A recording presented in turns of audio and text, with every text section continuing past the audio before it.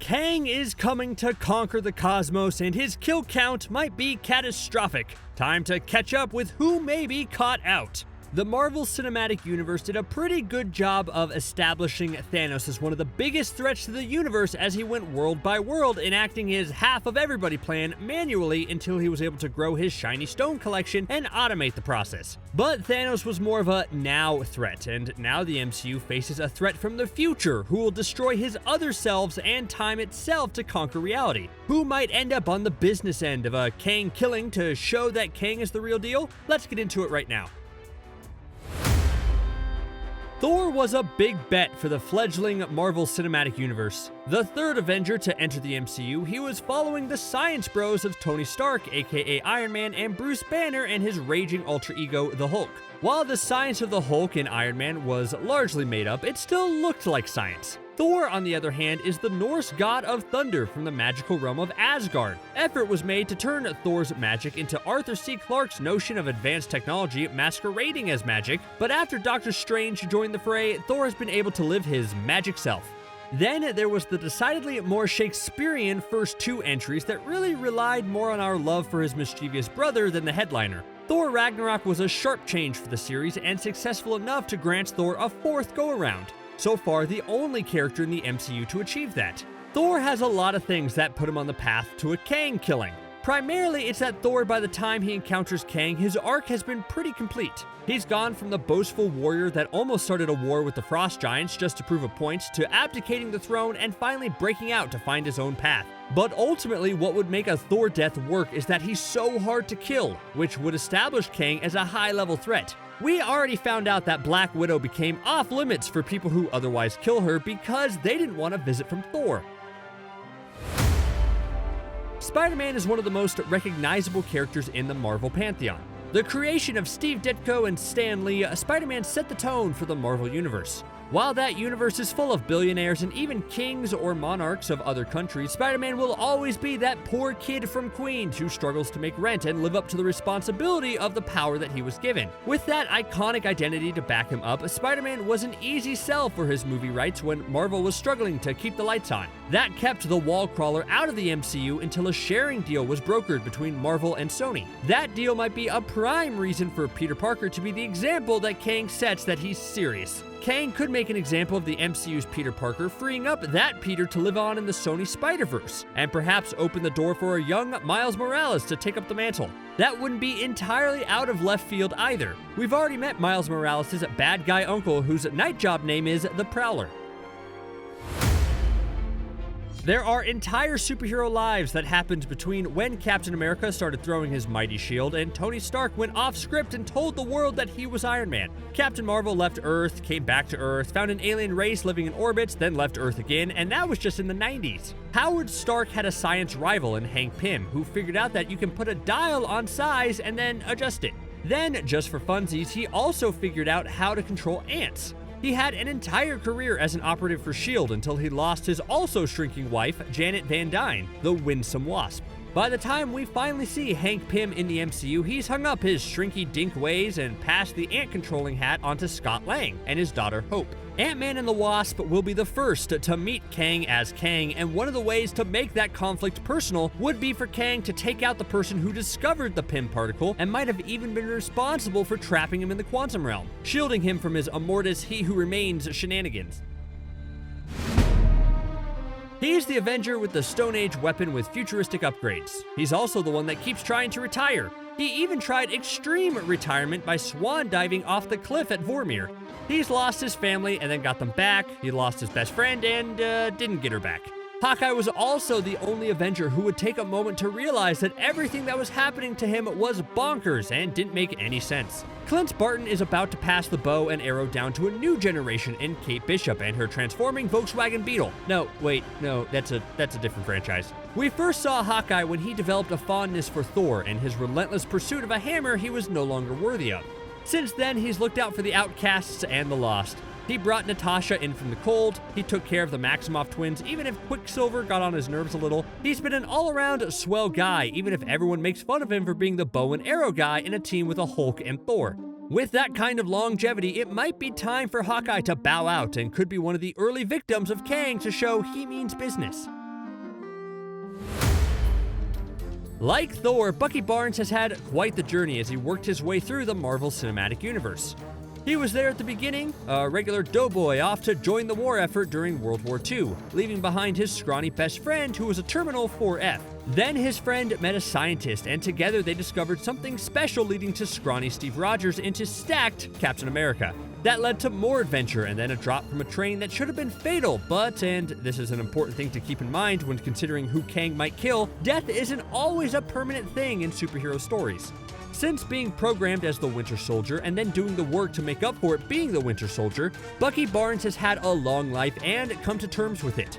He even helped two Captain Americas become Captain America. He's also profoundly alone. The only person he has left in this world is the friend of his friend, and that friendship that he's managed to eke out of that. If Kang comes for Wakanda, the White Wolf might step up to defend the lands that gave him himself back and pay the ultimate price. Some of the heroes got into that superhero life by creating a piece of world-changing technology. Some were subjected to a piece of world-changing technology. Others were born into it, or stumbled into it. Then there's James Rhodey Rhodes, who started that superhero life because his superhero bestie could not keep his stuff together, and he had to procure one of his supersuits just to make sure there was someone responsible wearing that power armor. That friend in the power armor did actually step up and save the universe while sacrificing himself. Now Rhodey is left holding the Stark mantle as War Machine. He's even set to take center stage on one of Iron Man's most notorious comic book stories, the Armor Wars. In the comics, Armor Wars started when Tony Stark found out that his tech was being used by other people, good and bad, and he decided to neutralize it, good or bad. This is going to put him at odds with the MCU, both good and bad. Kang's 31st century tech is fueled by the two people who might be his ancestor, Reed Richards and Dr. Doom. But more than a little of that has to be influenced by Tony Stark. Rhodey thinking he has the neutralizer on Kang might lead to his demise. And hey, it only took Don Cheadle 98 seconds to get an Emmy nomination for The Falcon and the Winter Soldier, so his death might merit a Lifetime Achievement Award. Nick Fury has been on the ball when it comes to threats to Earth from the beginning when he met a test pilot who had just returned to Earth complete with superpowers being chased by two alien species in a millennium-long war. After seeing that and a cat that could eat people, he thought that it was time to get a team of Captain Marvels, especially since Captain Marvel went and huffed back into space immediately after returning. He's been showing up in sneaky places and pushing his time bomb of a team into a real team, and doing things to both solidify the group and to make them not trust him in the slightest. His plan to use the Tesseract to make weapons of mass destruction a la Hydra didn't sit well with the team. But Nick Fury was able to use the untimely death of Agent Coulson to solidify the team and stick them on Loki. Would Nick Fury's death have the same effect? Should we find out? Here's the thing with Scarlet Witch. No matter how powerful your villain is or how sinister their plan, the only way they're going to get away with it is because Wanda is distracted and not entirely aware of the scope of her power. Except now she is, because Agatha had to go and show her that her powers came with an instruction book that she brought with her. Now Wanda has an idea of how powerful she is. Instead of making her somber, moving with purpose and deliberately because she has the power to rewrite reality, it sounds like she's going to take the kids that really shouldn't be and make them real against every rule of the universe. I'm sure that won't have long-lasting ripple effects throughout time and space and multiple dimensions. With an Avenger on deck that could just nope Kang out of reality, it might be necessary to demonstrate his power by taking the most powerful player off the map immediately. I mean, if he can. The short version of Doctor Strange's mandate as Sorcerer Supreme is that he protects our reality. Nothing will be a bigger threat to our humanity than an infinite number of Kangs. This isn't going to be a problem he can solve by coming to bargain. Doctor Strange has proven up to the task protecting reality. Even though he didn't go toe-to-toe with Dormammu, he did hold his own against a being of unimaginable power in his own realm where he's at his most powerful. Though he couldn't manage to stop the Mad Titan on Titan, he did scope out the way that it needed to end. But maybe it was the He Who Remains Kang that was pulling those strings, that convinced Doctor Strange that the solution wasn't to use the sling rings to put Thanos in an infinite loop, or just send him to that place he sent Loki to fall for half an hour, or use the Time Stone to rewind to just before Quill starts hitting Thanos, and decide to not let Quill learn about Gamora until the glove is off. Doctor Strange will have his hands full with Shuma Gorath, or Mordo, or Wanda, or all three, or something else in the multiverse of madness. Mephisto? Maybe? Nope, not going back down that road. But an incursion of Kang's will be something that Doctor Strange will be the first to respond to, and could be the first sign that Kang is no joke. How do you get an entire fan base to hate you just by smiling at the camera? You be the wrong guy to wear the wrong suit. Captain America picked his best friend not from another time to take on his legacy, as Captain America not realizing the baggage that the role carried for someone like Sam. While Sam Wilson had to come to terms with being Captain America and what it would mean for him to carry the shield, we didn't want to see that goofy smile from the Special Forces member carrying the shield, especially when they told Sam they'd retire it. Jonathan Walker in the MCU is not as intense as his comic book counterpart, but he doesn't really have that Steve Rogers sense of control and responsibility. But that's not entirely his fault. He was the soldier that he was made to be, and he wants to do the right thing, it's just that he was trained to solve most problems with brute force. One thing he does have in common with Steve Rogers, though, is the lack of hesitation to jump into harm's way to do what he feels is his duty, which, when it comes to Kang, might be more than he can handle. We don't need to go into all the behind-the-scenes things that meant we didn't get a Black Widow movie until the Black Widow had already sacrificed herself for the team, but one of the ways that we've been able to come to terms with the loss of Natasha is meeting her fake sister, Yelena. The scene-stealing also Black Widow has become an instant favorite, and we can't wait to see her take on a bigger role in the MCU. But she is a Black Widow, and their fates are on the dark side. With her fake sister dead and an army of Red Room graduates freed from the mind control, Yelena might be running on pure momentum. Will she find the same sense of family in the Dark Avengers, Secret Avengers, Thunderbolts? You know, whatever it is that Valentina is putting together? Probably not. But she does keep track of cool and uncool ways of dying. And making a big sacrifice to find a way to defeat Kang might be cool enough for her. And losing a character that's well-liked will cut deep. But maybe we've already had enough heartbreak with Black Widows and we can keep this one for a while? Maybe? Possibly?